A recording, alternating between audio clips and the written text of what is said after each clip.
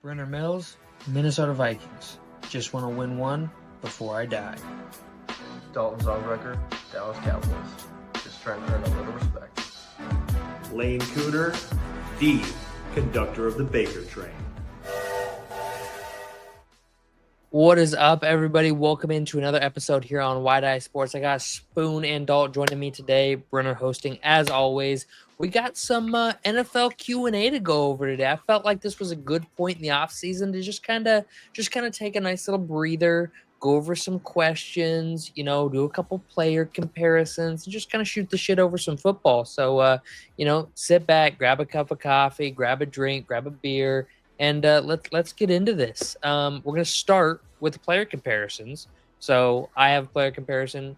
Dalt has a player comparison. Almost went Spoon there, but Dalt has a player comparison. So Dalt, we'll start with yours. I'm going to get it pulled up on the screen here. Entire screen, share screen. Okay, so what you're going to be looking at is... Let me pull it up in the big format. I'm just going to explain it real quick. Yeah. So, that works. So... I have it a little bit differently than how he had it, but because I have years 1 through 4 for each of these he had QBs. each year listed out with and the then yards, the and then their interceptions. eighth year, and with QB2, their year 8 is their most recent, and then with QB1, their year 8 is their most recent full healthy season. So they played last year, but it wasn't a full season. So the start of their career plus their 8th season. Yes, and then that's all. That's all I am going to give you. So, through the years, without it being bunched together, QB1, you're looking at 3,600 yards, 23 TDs, 4 interceptions. That's year 1. QB2 year 1 is 3,700 yards, 27 TDs, 14 interceptions. So 4 more TDs, but also 10 more interceptions. Year 2, QB1, 3,300 yards, 22 TDs, 13 interceptions. QB2, 3,800 yards, 22 TDs, 22 interceptions. And then year 3, QB1, 3,800 yards, 22 TDs again, 8 interceptions. And then 3,500 yards, 26 TDs, 8 interceptions. So a lot less interceptions on that third year for QB2. Fourth year, QB1, 4,900 yards, 30 touchdowns, 11 interceptions. QB2, 3,000 yards, 17 touchdowns, 13 interceptions. And then the last year, QB1, 4,500 yards, 36 TDs, 9 interceptions, and then QB2, 4,500 yards, 41 touchdowns, 16 interceptions. Do we have any guesses? So I don't have any guesses yet. I'm pulling up your notes on the screen here in just a second so that everybody can see what you were just going over right there. Cool. So, Spoon, if you want to go ahead and give your thoughts real quick, give me a couple seconds here to pull that up. I just want to know, are both these guys still in the league, first of all? Yes, they both will be starting this year. Okay. I just want to make sure you didn't pull some old guys No. into this. Okay. Well, hold on. I'm waiting for him to bring that up. Yep, I'm getting it up in just a couple seconds here. So I'm going to go ahead and remove this, and then I'm going to share screen, stop screen share, and share screen. Sorry, guys. I thought you wanted me to add those all up, Dalt. I apologize for that. Don't know why it's not giving me the option here to bring up. Just skip this part. Hold on here.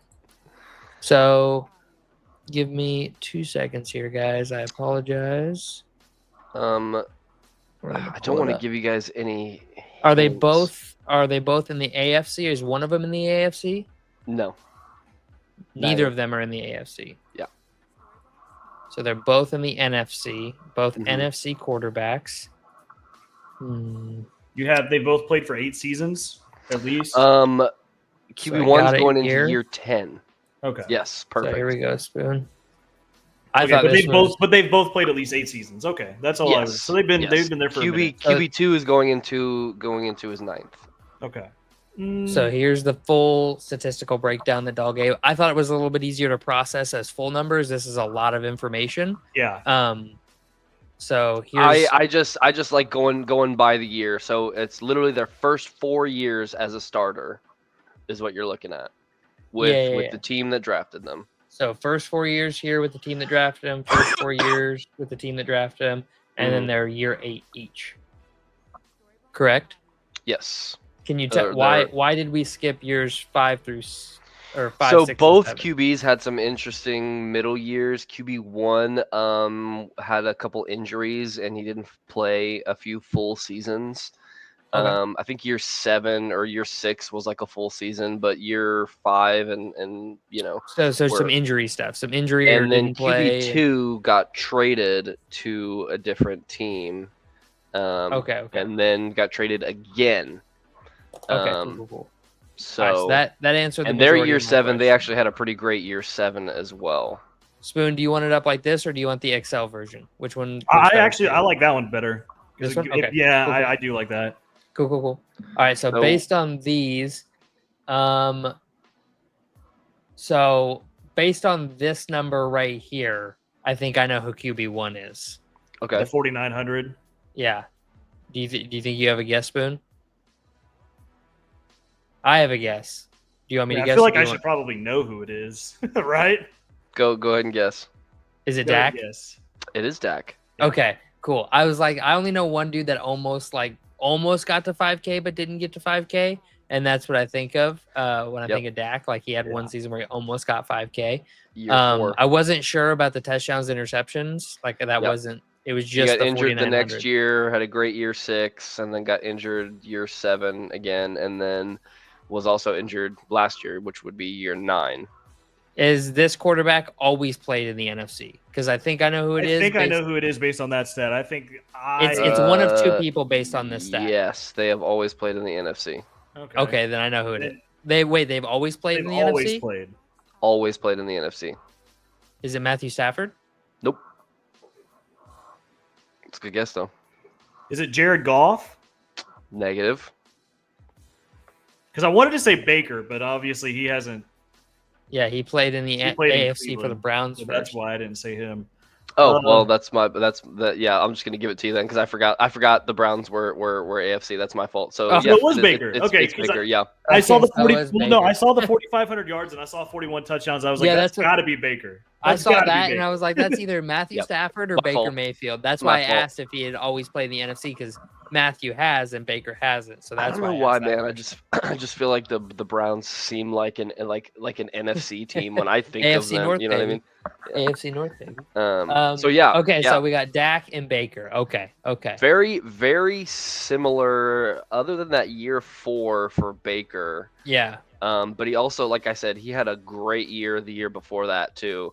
I think he threw for like 4,000 yards or something close to what he just did last year. He threw for Baker played 4,000 yards. Yeah, Baker played on lesser teams during this era of his career, but either way, he threw for way more interceptions. So his lack of talent and more interceptions kind of cancels out Dak's more talent and more efficient. And I also think that look at it's a look of what you can do with a QB when he's put with a good system. You know what I mean? Absolutely, like, dude. When he was with the Browns, it's a team game. He did it the best that he could. You know what I mean? But like everything around him, coaching, the line, you know what I mean? Even the defense wasn't even really that great back then. I had the argument with Spoon a few weeks ago. I think that those Browns teams were better than people give them credit for. Especially when Baker was there, they had a decent team around Baker. Was it a top 10 team? Absolutely not. But it was not the Browns of old and the current Browns where they were a bottom 3 team all the time. They were a top 20 team when he was there. And they had, prime Odell Beckham Jr., prime Jarvis Landry, prime Nick Chubb. I mean, they had talent around him. Now, way lesser talent than Dak has had, obviously, with CeeDee Lamb, Amari Cooper, Prime Ezekiel Elliott, that offensive line. Like I'm not going to pretend like Dallas situation wasn't way better, but I think those Browns teams get a lot of flack. Like they were a playoff team, and Baker was throwing for under 4,000 yards. Under 4,000 yards. So it's not like Baker was out there soloing them into the playoffs. Like they had Jerome Ford and Nick Chubb each rush. I think they combined for like 2,300 yards that year. So there's some talent there. But are you guys good if we go to the next one? Yeah. Hey, I just sent you a player comparison on notes as well. So, all right. I've been wanting to do this one for a few weeks now, so I finally. All right, I will get on transferring that. Here is my player comparison. Okay. They're both quarterbacks, and these are their. So don't look them up. I'm not. But these are their 2024 stats. This is their 2024 season. Okay, so this is their last season. Yep. Their most recent season. Any questions? What's GWD? Game-winning drives. So, in the fourth quarter or overtime, in the last 2 minutes of either, they took their team down and scored the game-winning score of that game. I feel like player B is that's a no-brainer for me. I mean, you got 3 more game-winning drives, a less sack percentage, more TDs, less interceptions. I mean, better QBR overall. I thought they were similar overall. So sack percentage right here. Oh yeah, that was a big one. Are they both starting quarterbacks? Both starting quarterbacks. Is one of them in the AFC? Yes. Okay. One of them. Do you want a little hint? Yes. You don't have to. No. Okay. Dalton wants it though, so you can go. No. It's okay. It's okay. Let's see. Did they make the playoffs last year? One of them did. Was it QBB? Wait, sorry. Yes, it was QBB who made the playoffs last year. Okay. QBB made the playoffs. Is QBB? Is that Patrick Mahomes? QBB is Patrick Mahomes. Okay. Nice. The 7 game-winning drives is what I was looking at because I was like, damn, that's a lot of game-winning drives. Who was in a lot of close games last year? The Chiefs. Yep, the Chiefs. Tons of them. So, who do you guys think player A is? So that's got to be NFC since you said one's in the AFC. So I'm thinking of NFC quarterbacks. Not really a great touchdown interception ratio. They didn't make the playoffs, is what you're saying. They didn't. The NFC one. Yeah, because Patrick Mahomes is the one that made the playoffs. Okay. So this quarterback did not make the playoffs last season. No. And they're in the NFC. So it's not Joe Burrow. I was thinking Joe Burrow. It's not Baker. It's not Matthew Stafford. It's not Jared Goff. Oop. Sorry. It's not Bryce Young. No. It is not Bryce Young. Is it Geno? Is it Geno Smith? It is Geno Smith. Nice. It is Geno Smith. The 4,000 yards was what I was looking at. I was like, man, who passed for a ton of yards last year? I was like, Geno didn't make the playoffs. Yeah, Geno does. Yeah, and that's why you said, is one of them in the AFC? And I was like, do you want to hint? I was going to say they both currently are in the AFC, and I was going to throw you off the trail. Yeah. Well, that probably would have gave it away a little bit earlier for Geno. This is the number I found most interesting down here. Number of sacks on the quarterback. So Pro Football Focus tracks each position. So they track left tackle, left guard, center, right tackle, right guard, halfbacks, tight ends, quarterbacks, everybody. And they give a pressure percentage based around that position. So last season, Geno Smith was sacked at a higher rate than anybody else. So almost 8%, which is higher than anybody else. Only 8% of that was his fault. Whereas Patrick Mahomes, pressured at a much lesser rate of 5.83, was responsible for almost 1 out of every 4 and over 1 out of every 5 of his sacks. So I don't know. How is a QB responsible for a sack? So let's say on a given play, so I'll pull this down real quick before we move on here to the next one. So let's say on a given play, right? I hike the ball, and a middle linebacker breaks the contain of the center and comes just flying up the middle right at me, right? That's on the center, right? Like the center didn't pick up the block. Now, let's say on the next play, the center holds the block. He gets the block, and the quarterback stands in the pocket, can't find an open receiver, misses an open receiver standing around. So he starts moving around. And now that allows for somebody to get free. Or the left tackle has a guy blocked. Let's say my left tackle has a guy blocked. I get happy feet and roll to my left. Well, now the guy who is being blocked by the left tackle, who is on the left side of the left tackle, can just throw the left tackle away and go get me, right? So I'm responsible for that pressure. I'm thinking any sacks out of the pocket that are over, and if it is in the pocket, let's say you give them like 2.5, 3 seconds. Yeah, something like that. Or it could be lesser than that. Like, let's say you get the snap and the left tackle gets beat to the inside, right? And you don't notice that, and you step up into the pressure, right? Like, yeah, he got beat, but you also stepped up unnecessarily right into the defender. So that pressure's on you, right? So it's stuff like that. In, a normal quarterback, I mean, it's hit and miss. There's no here, I see. I don't know if I still have it pulled up. I do not have it pulled up still. I apologize. I'll get Spoons up on the screen here. Spoon, just give me half a second for you, bud. No, you're good.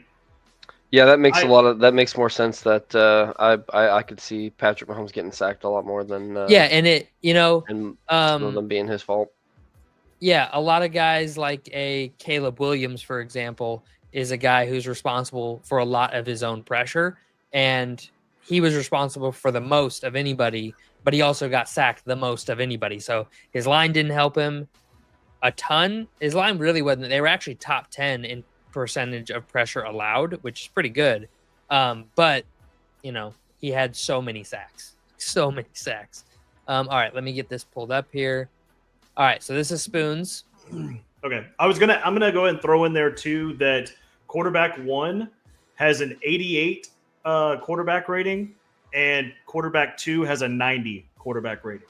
So this is like career. This is like average. This is just last season. This is just last season. Just last season. Did each of them start at least 15 games?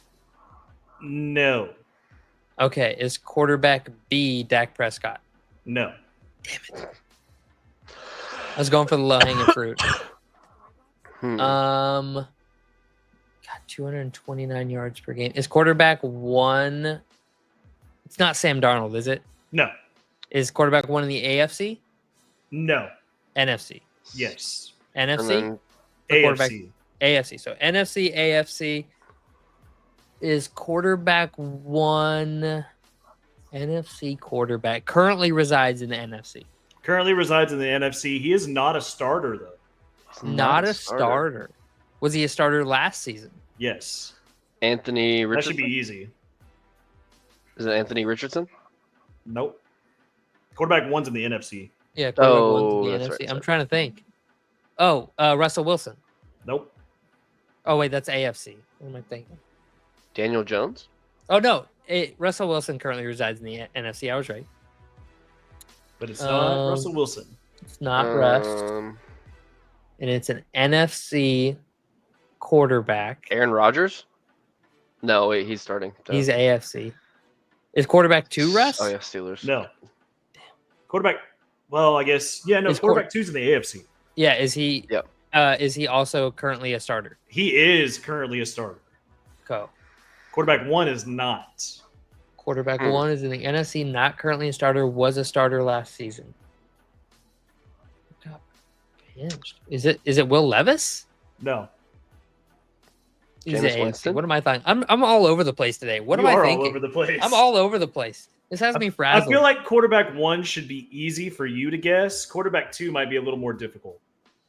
Quarterback 1 should be easy for me to guess. That makes me think it has something to do with the NFC North or the Vikings. And Sam's in the NFC, but he's a starter. Love, Goff, Caleb, all starters. Yeah. Purdy starter, Geno starter. Stafford starter, Kyler starter. None of those guys. I know I'm going through all the quarterbacks from last year because I can't. I'm totally drawing a blank here. This is brutal. Quarterback 1 only played 14 games. Quarterback 1 only played 14 games last season. He's Kirk Cousins. God damn it. He is Kirk Cousins. He's Kirk Cousins. Damn it. It was Kirko. It was Kirko Chains. Okay. Kirko Chains the whole time. Quarterback B is Justin Fields. Nope. Damn it. Quarterback B is a starter. He is a starter in the AFC. What did he play last year? He played Joe Flacco. No, not Joe Flacco. Did he play all his games last year? He should have played all 17. Yep, he played all 17. Okay. It's CJ Stroud. Nope. Quarterback to 229 yards per game. Touchdown and a half, so you're at like 25-ish touchdowns, like 9 interceptions. God. But you were close. It's 11. What? Yeah, I said you were close, but yeah, it's 11 interceptions. Yeah, it's like 10, 9, 11, 9, 10, 11-ish. Almost said 9, 11. Has been rough. And AFC, is he in the AFC East? No. AFC North? Yes. Currently in the AFC North. Currently in the AFC North. It's Lamar Jackson? No.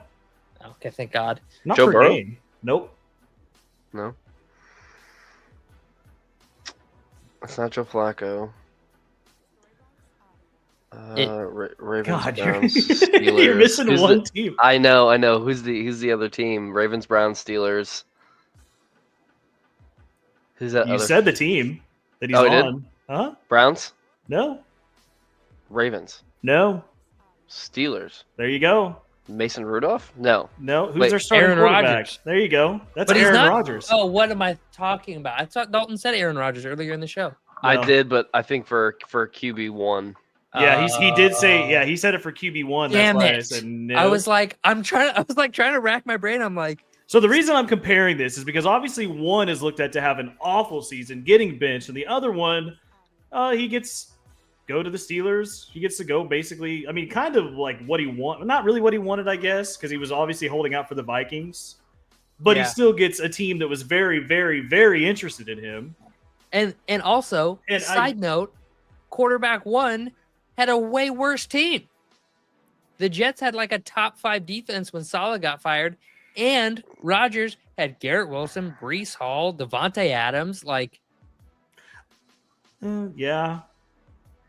I don't know. I think. I mean, Bijan. I think Bijan's better, obviously. oh yeah, Bijan's better, but the receiving core in New York obviously outpaces the receiving core in Atlanta. I was just saying that Yeah. Kirk did more with less and is being shit on, and Aaron Rodgers now gets to. The only thing that I could see was, and the thing is that 14 games versus 17 games, he literally had half an interception more average. He had 16 interceptions to Aaron Rodgers 11.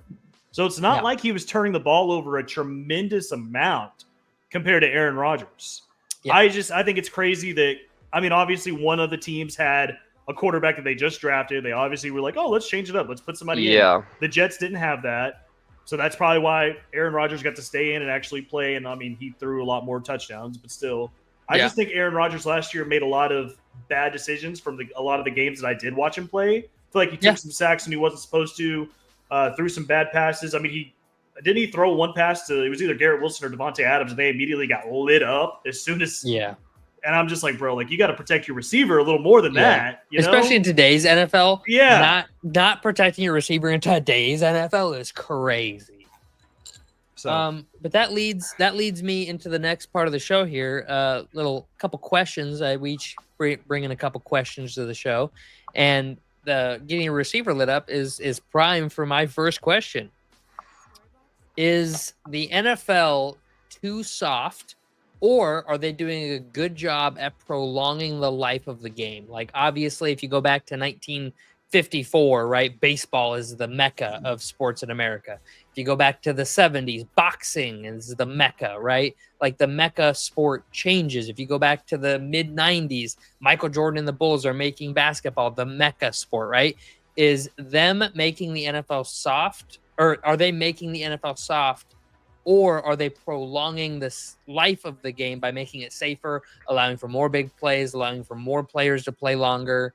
Which do you guys kind of fall on? Because I'll go first. Yeah. I definitely think that they are prolonging the life of football and making it, as fun as they can. I feel like they try some new rules every year, and then and if it's not good for a year, then then they might change it. I mean, they're looking at rediscussing the kick returns again. You know what I mean? So I think that that's good to change things like that. I don't think it's too soft. I think that you definitely need to protect these players. If you like watching football, if you like your team, you want all your players to be healthy. Yep. And I like the Guardian caps. I like certain precautions that they're taking for these players. The Guardian caps are the only thing I don't like, just because they've proven that it doesn't really affect much. It's more of a mental thing for players. I just think they look funky and they don't really work that well. Like they did a study and they don't really prevent concussions. Like the helmet technology does a way better of preventing concussions than the Guardian caps themselves do. The Guardian caps don't really plus or minus either way, but the better helmet, there are like 6 helmets that the NFL has proven, like, if you want your brain to stay healthy, wear one of these 6 helmets. So I mean, that's also a big thing. I And haven't the seen collars. anything that the Guardian caps don't work. I have only been seeing that like they do reduce. I can look up the study real quick. But Spoon, you want to give your thoughts?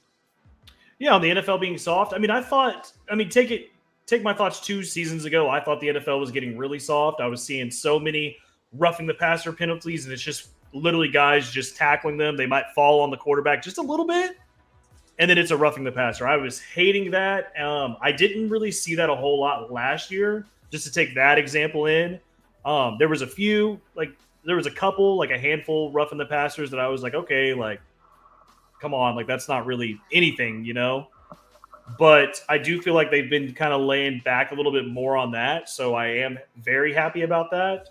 When it comes to them being soft, though, I feel like they're starting to get away from that a little bit. I don't hate the caps either. Like if you want to wear a cap to help concussions, like that's totally fine. So I got so it's a whole here. I can pull up, like, this is it's a whole paper. Like they did a whole paper on it, the whole thing. Yeah. I just wanted to show that. But I'm seeing it doesn't reduce concussions, but it does reduce CTE impact, or whatever, like the severity of impact. Yeah. So the Guardian caps haven't reduced concussion rates in real NFL environments was the conclusion of the study. Okay. And that's more what I meant. I feel like they haven't used it. Like not a lot of people have really used them. I mean, they have they have enough for a study. I feel like they have enough. I'm not shitting on anybody for wearing them, but I do feel like the collars, like Zeke was one of the first guys to wear the collars. You know what I'm talking about? Those little band collars. Those are proven to help prevent concussions. Those have done studies, and they are proven to reduce the likelihood of getting a concussion. So if you're wearing a Guardian cap but not wearing one of those, what are you really doing? You know what I mean? Well, I feel like the majority of people that I see wearing a Guardian cap are linemen. And they're not going to – I mean, obviously they're going to come off the line hard, but they're not the ones that are going to be running full speed at somebody and then just taking one to that dome. I feel like the main people that need to be wearing those is like running backs, linebackers. Those are the ones that really need to be wearing them, and you don't really see a lot of running backs or linebackers really wearing those. So in the paper, he says, in the meantime, wearing a Guardian cap may offer limited perceived benefit, but is not a substitute for better helmet technology and stricter tackling techniques. That is the conclusion he found. So, but that back to the original point that we got a little off topic there with concussions. Back to the original point, I believe that it will be good for the game in the long term to be softer, for the NFL to get more strict with rules. I don't like it, but I feel like it's the smart thing to do. I feel like they're already kind of strict with rules, though. Like I feel like they're strict, like they're perfect almost. I feel the exact opposite way. Pass interference, super inconsistent. Hit and miss. Yeah, but Yeah. I don't think that makes the Roughing game quarterback. soft. I think that's just super inconsistent. I Sam think Darnold that's- literally got tackled by his face mask in an end zone last year on the last drive of a game, and they went, "Nope, it's good." Yeah, there I- was I a, there was a don't- tackle. Inconsistent. I don't There- think that has to be with it has to do with them being soft. I just think that they need to have some kind of replay. Like they need to Better Yeah, no, no, replay no, no, no, assist. no, They need no. to have I some was kind of- saying I don't think that has anything to do with them soft or them Right. being soft. I think that has to do with inconsistencies within the game. right. And I feel like the softer they get, the more inconsistent things will become because there will be a transition period, which I believe we're already in which they'll start to wean things off or they'll call it sometimes, they won't call it others. And a face mask should be called no matter what, but like that's not the end of the world. That was an inconsistency example. Yeah, But we Joe spent a lot Burrow of time got on that question. We literally spent a lot of time on mushed that question. into the dirt last year. Two dudes So- on top of him. I and just- that like I was s- not called. I personally think that that they need to have like a head ref. I mean, they probably already do have a head ref sitting up above, but they need to have somebody yeah. that is just watching like replays that they can immediately see like, hey, like we need to fix that, throw a flag on Yeah, that play or if something. if they're gonna be quote unquote soft, right? yeah, The NFL is going to be soft. You need to be hyper consistent about it, right? Like Right. everything needs to get called. I don't believe they're doing a good thing this year. They're leaving the chain gang on the field, but they are using like technology implemented within the ball, implemented within the field to judge where the ball is at on any given play for first downs and things like that, which I felt they should have done a million years ago, right? Like we've had this technology for a decade. Like why have you not used it? The UFL used it a couple years ago. Like you're a multi-billion-dollar organization. You should be using this technology. And I really feel that if you're gonna change the rules, you need to be super hyper consistent about what you change and how you change it.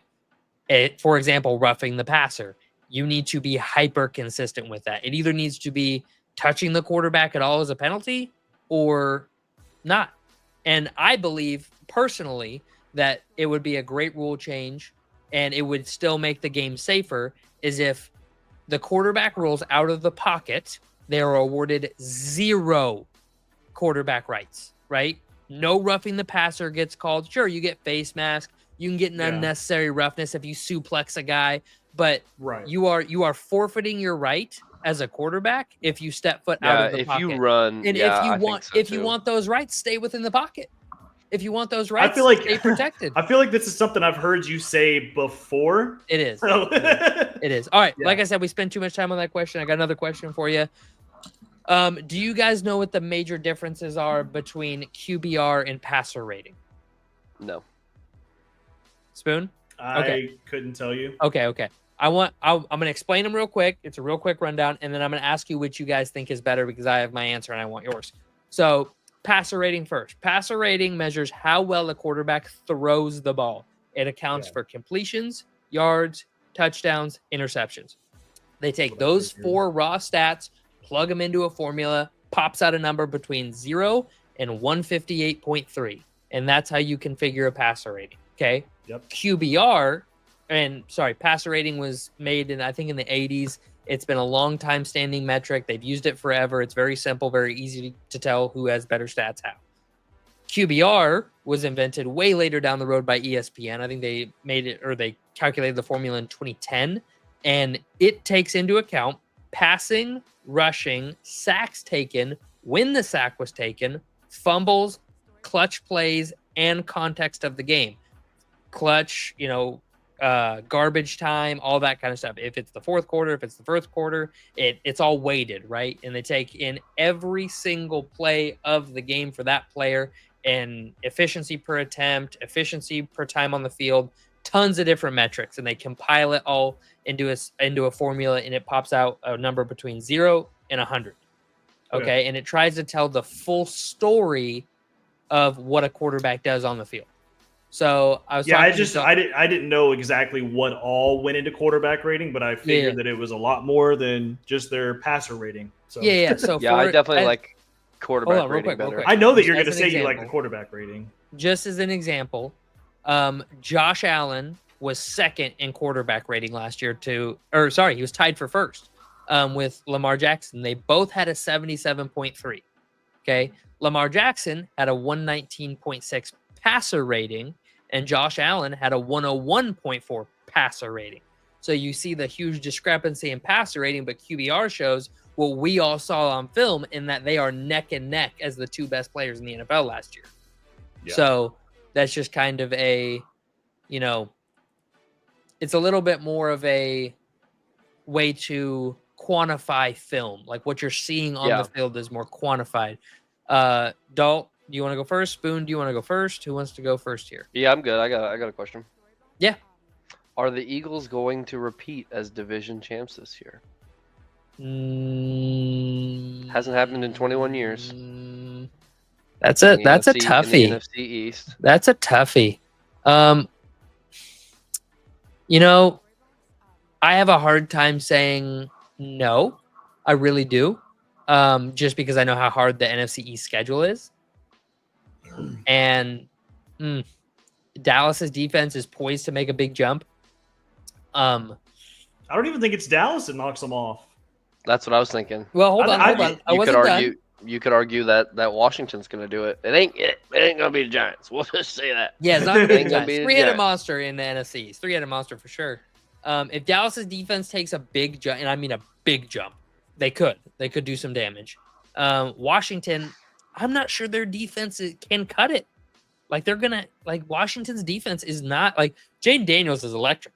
People have film on him. I am the biggest Jaden Daniels supporter, I think, of all of us, and I will be the first to tell you he will have a lesser season because people have film on him. Defensive coordinators are locking themselves in their rooms right now, watching film for 4 months on this guy to know how to stop him.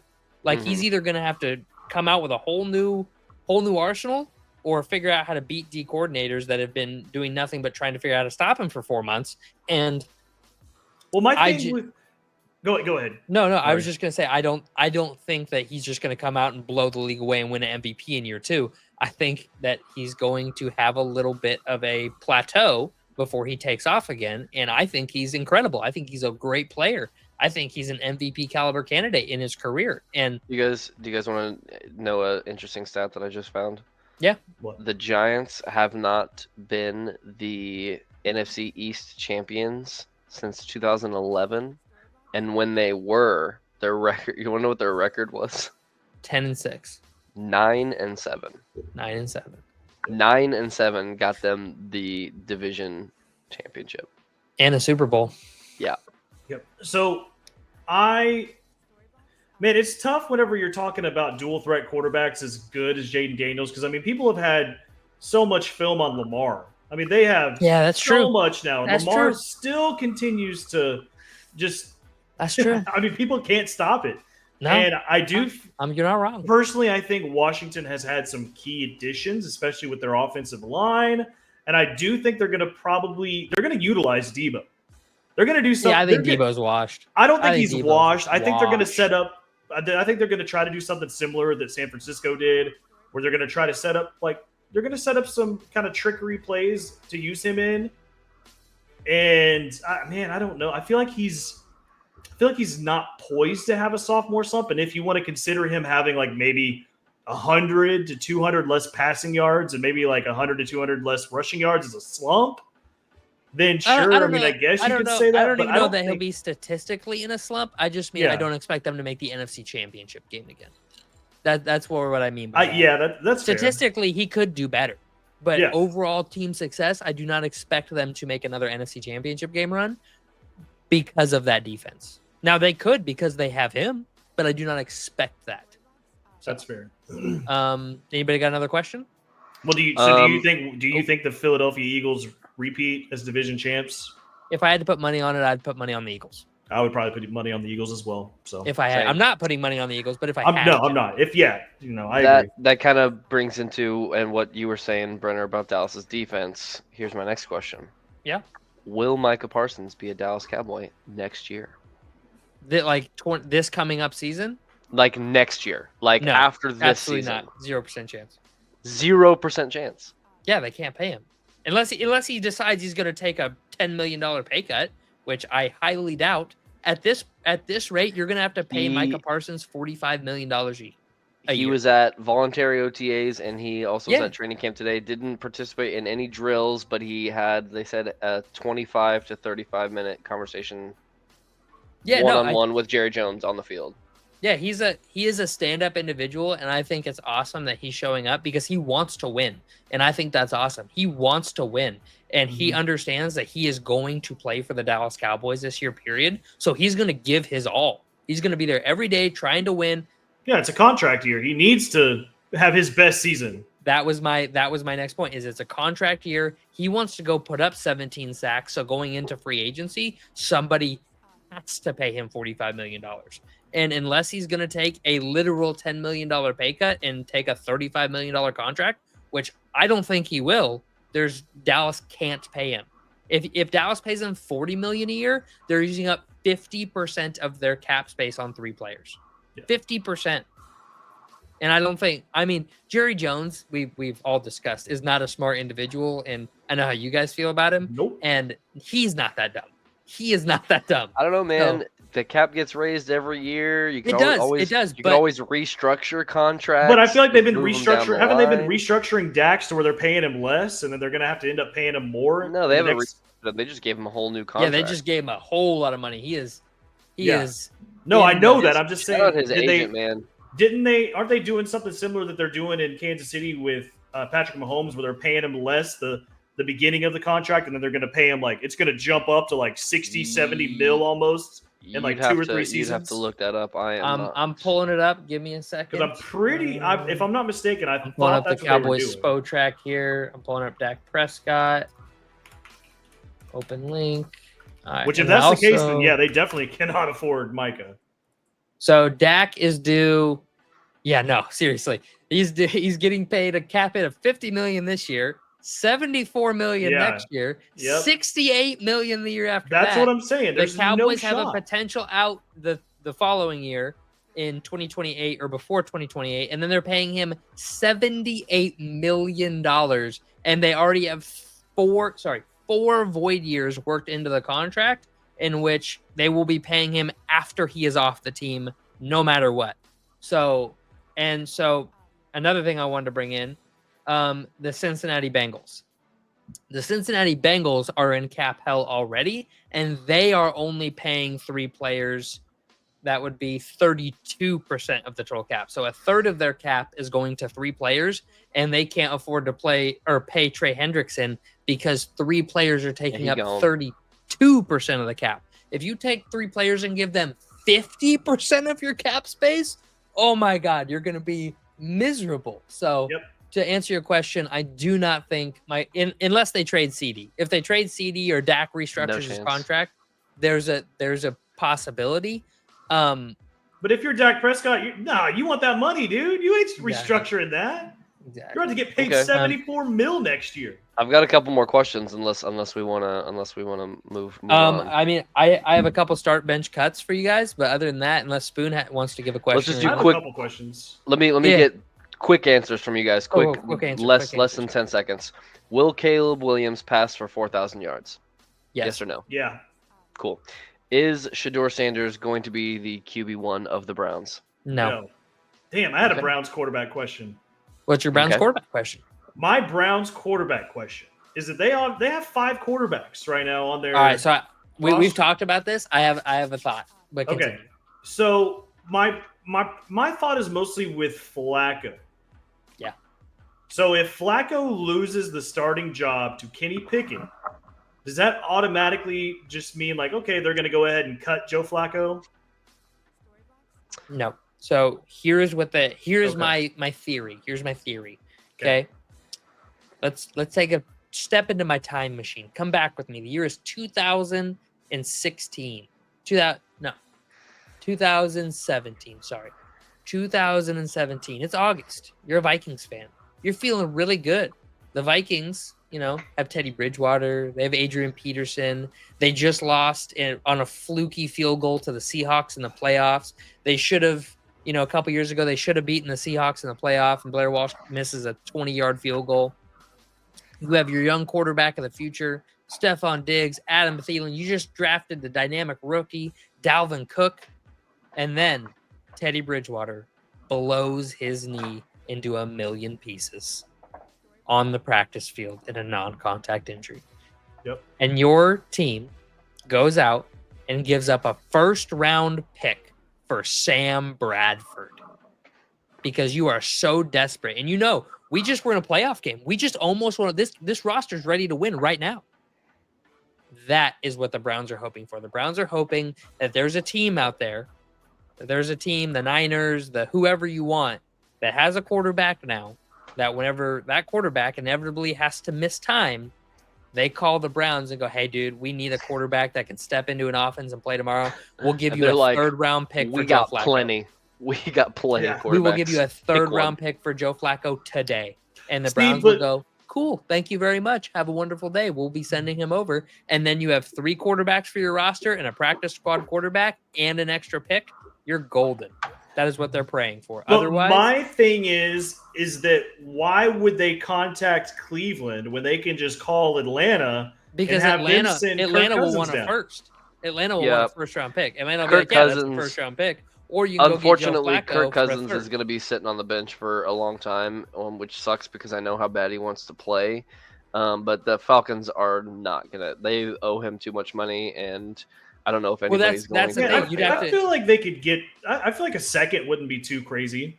0% chance Atlanta's going to let him go for a second. They know he's worth it first, and they know the Sam Bradford, who was an injury-ridden bench rider for 3 years at that point, went for a first. You're telling me Kirk Cousins, after one bad season that wasn't even that bad, as we showed earlier, won't go for a first? That's fair. They'll be like, "We want a first." They may say, "We want a second," and a team will go, "Okay, well, we'll go get Joe Flacco for a third or a fourth." Then, I mean, it's a no-brainer at that point, and I think that's what they're hoping for. And if that doesn't happen, whole new situation. And they're idiots, and I don't know what they're going to do. But that's my thoughts. Okay, Dalt, if you have any thoughts. No. Nope, you all said it. Spoon, you got any other questions? Yes. Right. I have one. I have 2 more. One's a quick answer question. All right, 2 more questions, and we'll wrap it up. My big one is we still have Amari Cooper and Keenan Allen as free agents. Do y'all see them? Okay, Pittsburgh. There you go. That's a good one. What other teams do you guys think could use a Keenan Allen or an Amari Cooper right now? It's crazy. Bills. You know who could use Keenan Allen right now? Who? The Chargers. Yeah. That's big body route running receiver that could be a good staple, just like possession guy for them, and a good wide receiver 3 or wide receiver 2 with their rookie and Lad McConkey. Keenan Allen would be a perfect fit in LA, and that's crazy. Yep. Dalt, you have any thoughts? I mean, the Bills wide receiver room looks pretty thin. I mean, I know they got Keon Coleman and Khalil Shakur, but I'm still not really. Amari was just there. Amari left. That's what I mean. I don't really know why they got rid of him. They haven't really done anything to replace him. The contract was up. They just didn't redo a deal. I think Amari wanted to see what the market was. He may end up going back there. Okay. Last question. Who will be the Colts starting quarterback? Anthony Richardson or Daniel Jones? Daniel Jones. Honestly, I thought it was crazy to think Daniel Jones, but I'm starting to get on the Daniel Jones kind of hype. Dude, recently. He is not a bad quarterback. He is a bad quarterback. He's Justin Fields. He's Justin Fields. He's great. He can use his legs, and that opens up some of the field for him. He's just one of those quarterbacks that needs too much. You know what I mean? At a certain point, you need your quarterback to perform on a high level and put certain things on their back. He is not that guy. I agree. He needs great receivers, great running back, great line, and great coaching. He needs the golden goose. He needs a perfect team. But I still think that on paper he looks better than Anthony Richardson. So you guys ready for this? Which is embarrassing. So we're gonna take another trip real quick. We're gonna take another trip in the time machine. Who's the starting quarterback? So it will be Daniel Jones. Okay. Because Anthony Richardson's currently hurt, and DJ is going to get more reps in mini camp and OTAs with the ones, and then they're going to have a battle, and Daniel Jones is going to have already all this chemistry built. He'll look way better without pads on, and he'll win the starting job, and then he'll get out on the NFL field and do the exact same thing he's always done and stink it up. So Daniel Jones is not a particularly good quarterback.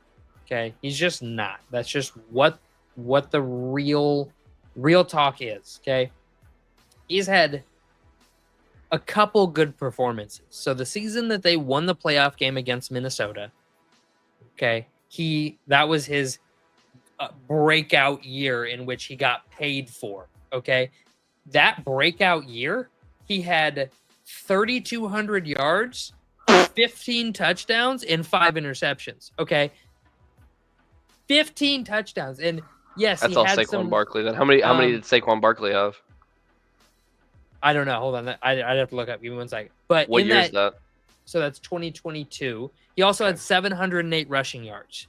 Okay, so he had a total of almost 4,000 total yards, and he had 7 rushing touchdowns. He also had 6 fumbles. So What he year? had What year did you say? 2021. 22. So he had a grand total of 22 total touchdowns to 11 total turnovers. Not great in my opinion. Whatever. Here is what got this man paid. Ed Donatel I've said this before, Spoon. I know I've said this to you. I don't know when the last time I said it to you is Daniel Jones should be paying Ed Donatel royalties. Ed Donatel in 2028, the 13-4 Vikings had the 28th ranked defense. 28th. And they were 31st in yards. Atrocious defense. God-awful defense. Daniel Jones, in the playoff game against them, had 301 passing yards, 2 interceptions, or 2 touchdowns, 0 interceptions. Okay? That game alone got him paid and made this narrative that, oh my God, he is a playoff winning 300 yards a playoff game, multiple touchdown, no interception guy. He can be a true Josh Allen type quarterback. He rushed for 700 yards and he can do this in the playoffs. The next week against Philadelphia, 135 yards, 1 interception. I was about to say, I was like, what exactly did they look like the game after that? He is not a good quarterback. He got to play an atrocious defense that shouldn't have been a 13-4 team, full transparency. I love that team. That team was so much fun. That was the Buffalo Bills catch for Jefferson. That was the 33-0 comeback against the Colts. Like, love that team. Super fun season. Shouldn't have been a 13-4 playoff team hosting a playoff game. Probably should have been 10-7 in a wild card spot. Either way, that defense shouldn't have been hosting a playoff game, and it was terrible. That game, and it got Daniel Jones paid. Philly beat New York. Do you want to know what the score was of that game? I know what the score was. 38-7. 38-7. Yeah. Like, Daniel Jones was God. Oh man. So how sad do you have to be as a Vikings fan to see that? You're like, you get beat and it's like, man, that should have been y'all. That should have been y'all. Thanks for that. I appreciate you. I'm so sorry. All right, so my point being is that Daniel Jones beat up on some really bad. I mean, let's take a look at this. Daniel Jones' best games from that season, okay? Best games, 197 yards, 177 yards, 188 yards, 173 yards, 200 yards, 217 yards. He had a game against Minnesota in the regular season, 334 yards because it was against the 28th ranked defense. And then he had a game against Detroit, which was the 27th ranked defense, in which he threw for 341 yards. Every other game, he came in under 2. The most he had in any other game was 228 yards. And in 1, 2, 3, 4, 5, 6, 7, 8, 9, 10 of his games were under 200, including a game in which he threw for 71 yards. Oh my gosh. But because he played the 28th ranked defense in the playoffs, he got a major contract. Yeah. All right. I get it. He's a bad quarterback.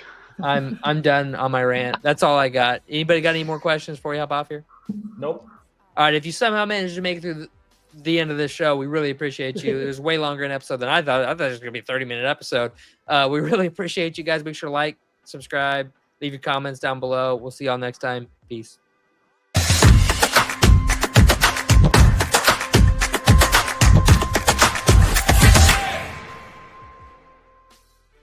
All right, let's make this next